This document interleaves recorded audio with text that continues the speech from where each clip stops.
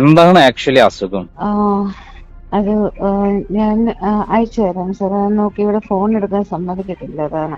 ഹോസ്പിറ്റലാണോ? അതെ അതെ, ഫോണ് ഇത് സമ്മതിക്കത്തില്ല. ഇനി സ്ലോ ഒരുപാട് ഇതിലൊറ്റ ചോദ്യം, ഈ സ്ലോ പോയിസൺ ഇതായത് തന്നെയാണോ സംഭവം?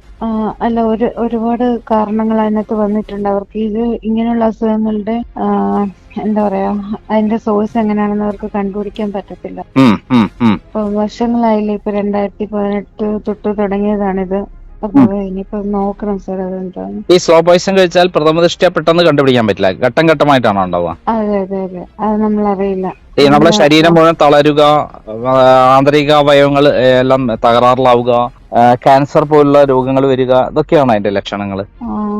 അല്ല, ഇത് നമുക്ക് ഓട്ടോ ഇമ്മ്യൂൺ റിവേഴ്സ് ആയതാണ്. അതായത് നമ്മുടെ ഇമ്മ്യൂണിറ്റി പവർ പൂർണ്ണമായി നമ്മുടെ തപ്പോ? സ്വന്തം നമ്മുടെ അല്ല, പോകുന്നതല്ല അതിനകത്ത് പ്രശ്നം. ഇത് ഇമ്മ്യൂണിറ്റി പവർ നമ്മളുടെ നല്ല ശരീരത്തിന്റെ കോശങ്ങളെ ഡിസ്ട്രോയ് ചെയ്തുകൊണ്ടിരിക്കുകയാണ്. റെഡ് സെല്ല് നശിപ്പിക്കും. അതെ, നല്ല സെൽസിനെ നശിപ്പിക്കും. അപ്പം ഓട്ടോമാറ്റിക് ആയിട്ട് നെർവിനെയാണ്, എന്റെ കാലിലെ നെർവുകളെയൊക്കെയാണ് എഫക്ട് ചെയ്തത്.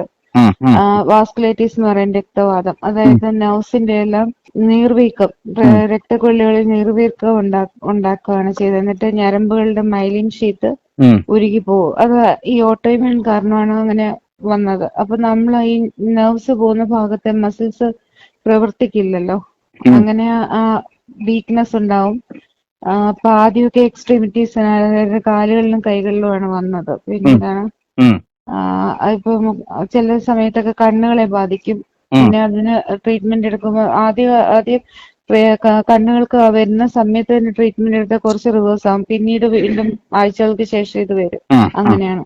ഉം. ഈ ഗണേശൻ വേണ്ട സഹായം ഒന്നും ചെയ്യുന്നില്ലേ നേരം? ഞാനേതോ ഞാൻ ആരടുത്തും ഒന്നും സംസാരിക്കാറില്ല. എന്നാലും ഒരു അദ്ദേഹത്തിന്റെ ഒരു കുട്ടിയല്ലേ, അപ്പം ആ കുട്ടിയെ നോക്കാനുള്ള ബാധ്യത അദ്ദേഹത്തിനല്ലേ? നമ്മൾ ആ കമന്റ് ഒഴിവാക്കുന്നതല്ലേ സാർ നല്ലത്.